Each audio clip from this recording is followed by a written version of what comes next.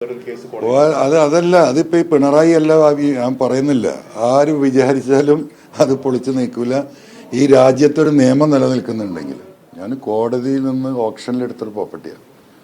ഞാൻ പണം കൊടുത്ത് നാട്ടുകാരോട് വാങ്ങിയ പ്രോപ്പർട്ടിയല്ല. ആ പ്രോപ്പർട്ടി തന്നിരിക്കുന്നത് ഡെപ്റ്റ് റിക്കവറി ട്രിബ്യൂണൽ ഡൽഹിയിൽ നിന്ന് ഓപ്ഷനിൽ പങ്കെടുത്ത് 2004-ലോ 2005-ലോ ആണത് വാങ്ങിയ പ്രോപ്പർട്ടിയാണ്.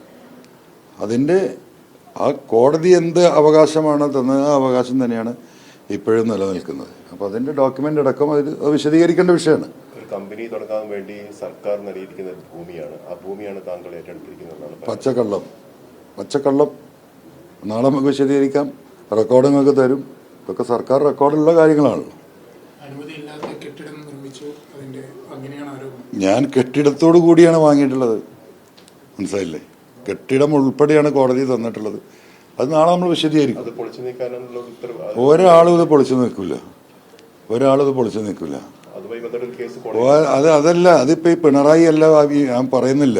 ആര് വിചാരിച്ചാലും അത് പൊളിച്ചു നീക്കൂല. ഈ രാജ്യത്തൊരു നിയമം നിലനിൽക്കുന്നുണ്ടെങ്കിൽ, അല്ല, അത് എന്ത് പോക്കിയാലും കുഴപ്പമില്ല. പക ഏറ്റെടുക്കാൻ തയ്യാറായിട്ടാണല്ലോ ഞാൻ പോകുന്നത്. അപ്പൊ പക പോക്കിക്കോട്ടെ, അതുകൊണ്ടെന്താ കുഴപ്പം? അല്ല, അത് സ്വാഭാവികമല്ലേ. അതിപ്പോ നമ്മൾ ഇതുവരെ പ്രസംഗിച്ചത് ഫാസിസത്തിനെതിരെ, മോഡിസത്തിനെതിരെ പറഞ്ഞതാണല്ലോ. സെയിം മോഡിസത്തിന്റെ ജൂനിയർ മോഡിസം പിണറായി നടത്തുന്നു, അത്രേ ഉള്ളൂ. അതിൽ വലിയ കാര്യമൊന്നുമില്ല.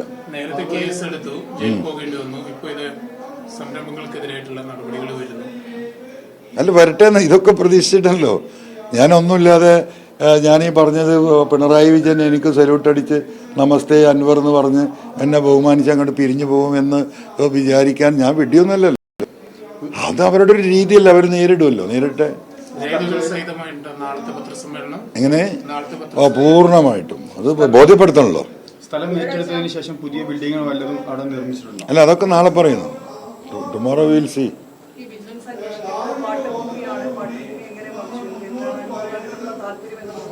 അതെ, അത് നാളെ നമുക്ക് ക്ലിയർ ആക്കാം. We will give you all documents. അപ്പോൾ വിഷയം തീരുമല്ലോ. വായ കൊണ്ട് പറയുന്നത് ആരാ? ഓരോരുത്തന്മാർ ഇരുന്ന് പറയില്ലേ. ഞാൻ വായ കൊണ്ടല്ല ആ വിഷയം സംസാരിക്കുന്നത്, രേഖകൾ കൊണ്ടാണ്. ആ രേഖ നാളെ കേരളത്തിലെ മുഴുവൻ പത്രപ്രവർത്തകർക്കും, എന്താ പറയുക, കേരളത്തിലെ 3.5 കോടി ജനങ്ങളുടെ മുന്നിൽ അത് വെക്കും.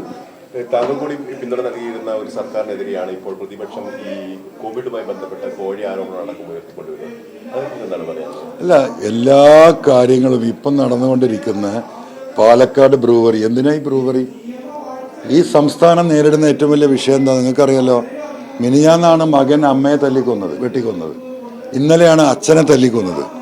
ഈ നാടാകെ ഈ പറയുന്ന മയക്കുമരുന്നാണ്. ജനം എത്ര പതിനായിരക്കണക്കിന് അമ്മമാർ കിടന്നുറങ്ങാൻ ഭയപ്പെടുകയാണ്. ആരെ? മക്കളെ.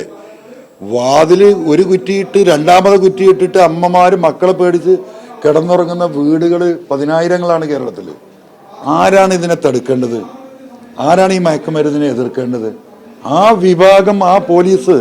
ഞാൻ അന്ന് ഉന്നയിച്ച സ്വർണ്ണക്കള്ളക്കടത്തോടൊപ്പം ഉന്നയിച്ച പ്രധാന വിഷയം ഈ പറയുന്ന മദ്യം, മയക്കുമരുന്ന് കച്ചവടം, പോലീസിന്റെ വലിയ ഒരു lobby, part of this business ആണെന്ന് ഞാൻ പറഞ്ഞതാണ്. അത് തന്നെയല്ലേ ഇവിടെ കണ്ടുകൊണ്ടിരിക്കുന്നത്. അപ്പം എല്ലാം പണമുണ്ടാക്കുക. നിങ്ങൾ ചോദിച്ച അഴിമതിയുടെ കാര്യമാണ്.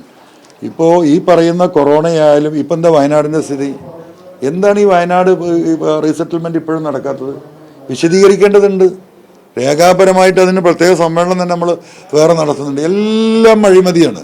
എല്ലാത്തിൻ്റെയും പിന്നിൽ ഈ പണമുണ്ടാക്കാനുള്ള കള്ളക്കണ്ണാണ്. അതിനു വേണ്ടിയിട്ടുള്ള പദ്ധതികളും ഏർപ്പാടുകളുമാണ്.